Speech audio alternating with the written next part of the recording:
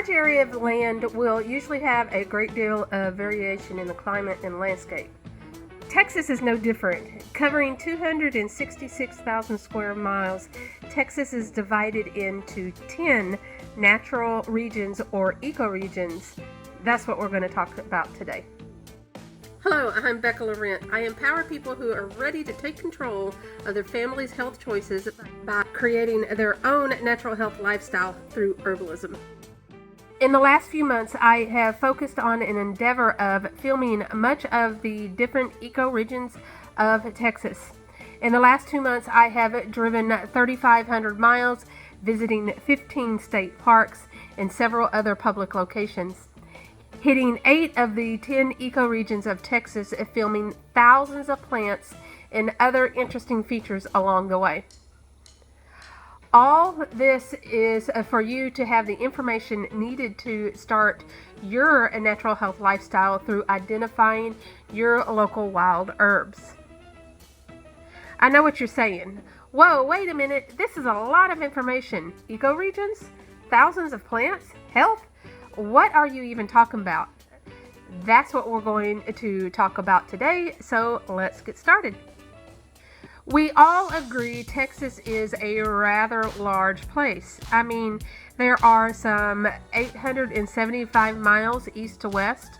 North to south, you're going to be driving 1,350 miles. And within the Texas borders, there are 10 natural regions, which are called ecoregions. Though there are some similarities from area to area, there are distinct differences and something of interest in each one. The first ecoregion we'll touch on today is on the east side of Texas, and it is the Piney Woods region. The characterization of this area can be described as a rolling terrain covered with pines and oaks. This is a rich bottomland with plenty of tall hardwoods. Though in this aspect I'm focusing on land considered to be in the border of Texas, don't forget that borders are man-made.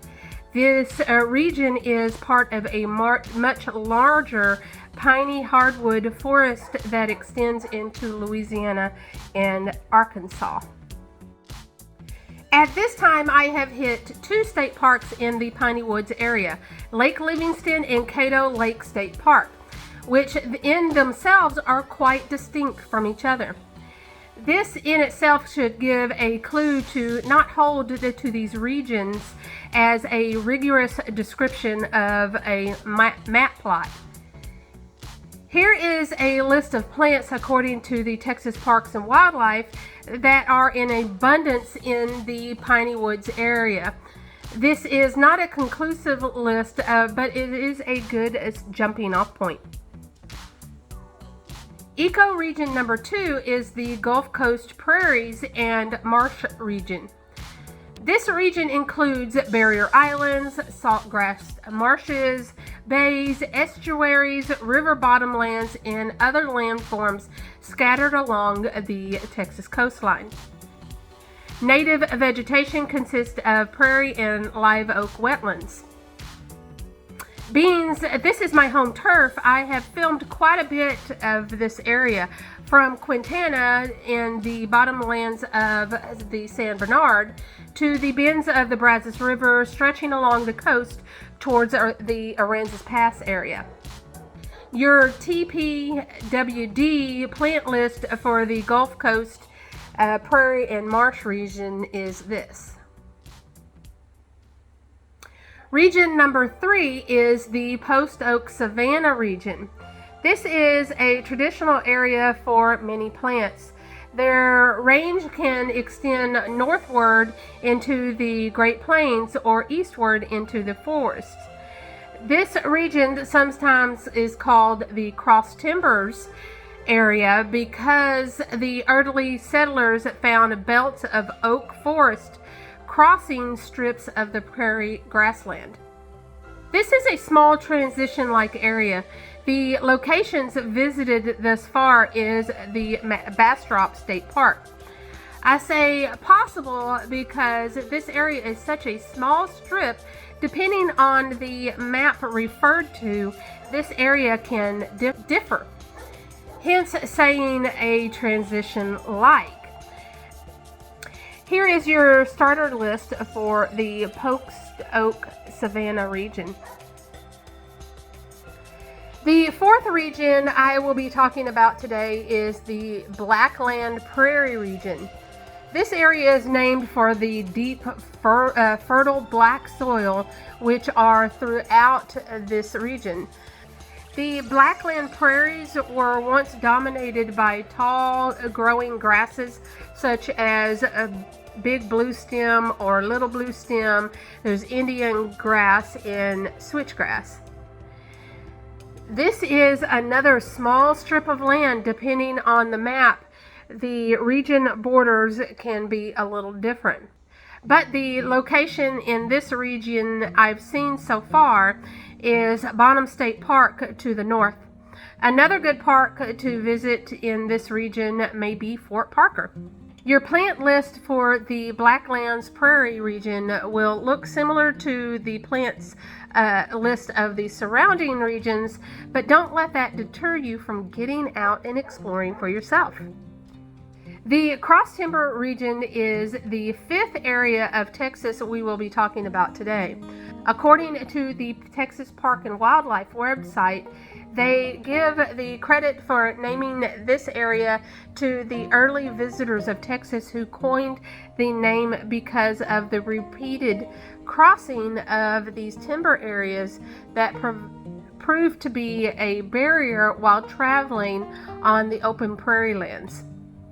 Indeed, this part of Texas has areas of dense trees and irregular plains and prairies.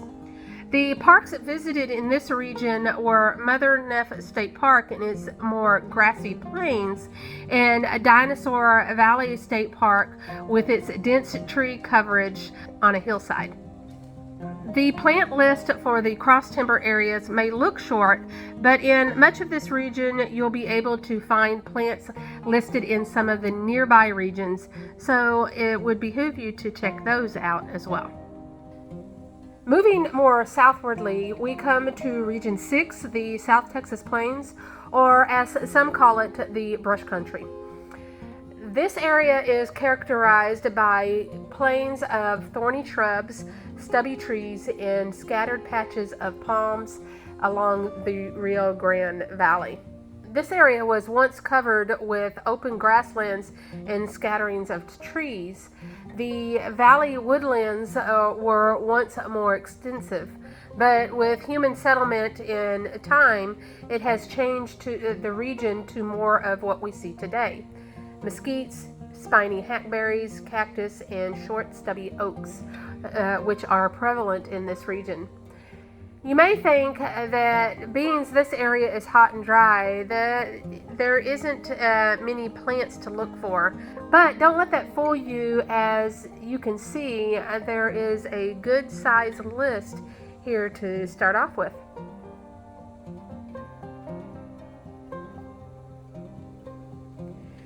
Moving north, we hit our seventh region in Texas, the Edwards Plateau.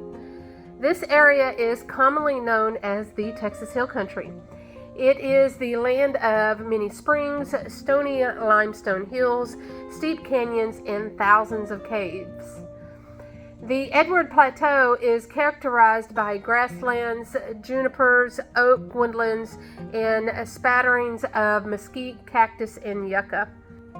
The parks visited in this area were Lost Maples State Park, Garner State Park, as well as small parks around the New Braunfels area and the Canyon Dam of the Guadalupe River. As you can see, the Edwards Plateau is rich in plant life. Grab your list and start searching. Going north, the Edward Plateau gives way to the Rolling Plains, our eighth region of Texas, and the last region visited at this time. In this area, there are numerous tributaries creating the beginnings of several of the Texas rivers. The original prairie grassland included tall and mid-sized grasses such as blue stems, but has given way to buffalo grass and other short grasses that have replaced the original taller grasses because of uncontrolled grazing since the original settlers came to this area. Much of the rolling plains today can be described as a savanna of mesquite and cactus with croplands. Junipers, or what we commonly refer to as cedar, can be seen along the slopes of rivers, cuts, and just about any place that has been left alone for a period of time. The parks visited in this region are San Angelo State Park on the south side of this region and Copper Break just about center of this region just before you get to the Panhandle. These areas are distinct in themselves, having many miles of broad flat plains in between. After spending many years of visiting areas of the greater portion of the hill country, I thought I would find beyond what would be limited to dry desert type plants. Though there are plenty of cactus and mesquite that can be found, I was pleasantly surprised to find so much more. This video would not be complete without touching on the last two regions of Texas, the High Plains and the Trans-Pecos. Though I have been through these areas in the past, I have not had a chance to look at these areas through the eyes of a veteran herbalist. So I will keep these short and sweet, leaving you with the map and plant list from the Texas Parks and Wildlife Service. Though I do have the recommendation of checking out the horticulture of the Trans-Pecos throughout the vast area of the Big Bend State Park. And perhaps if you're looking for a place to explore in the High Plains area, I might recommend the Sand Hills north of the Midland-Odessa area. These are two places that are on my list of wanting to explore in the near future. Yes, I will be updating you when I get there. I allude to this facts a few times in this video, but I wanted to address this up front now. Borders are man-made. Plants don't follow our rules. Heck, the maps are not even hard-clad. While researching this, I found multiple maps with different borders, all from the Texas Park and Wildlife Department. As I've pointed out in the past, just because an area is marked to have these plants on the list doesn't mean that you won't find plants from other areas in the location that you're at. And on the flip side, just because a plant is on your list for that location doesn't mean that it will be seen. The important part is to get a few good books and get out there and explore for yourself. So what does all of this have to do with health? I mean, plants are pretty and all, but they don't contribute to your healthy body, right? Wrong. Everything that you allow in, on, or around your body is either bringing you closer to health or further from it. It's that basic. We are designed to thrive in our environment. The foundation of this thriving is providing what your body needs through live, whole foods. What does this have to do with herbs? An herb is a plant or plant part, whether you're using the leaves, the seeds, the flowers, the root or the fruit, the oil, or even the essence, and using it for the benefits of humans. These plant parts can be used for flavoring, food, beauty, and yes, of course, medicine. So herbal medicine is using natural substances like herbs to manage our health. This is the way we were designed to function. So what does this series have to do with herbs? Well, it has everything to do with it. Though in this series I don't distinguish whether a plant is used for food, function, or medicine, I give you a start by identifying beneficial plants throughout my journeys, and will continue to do so as I add new videos from my travels. That is what I do.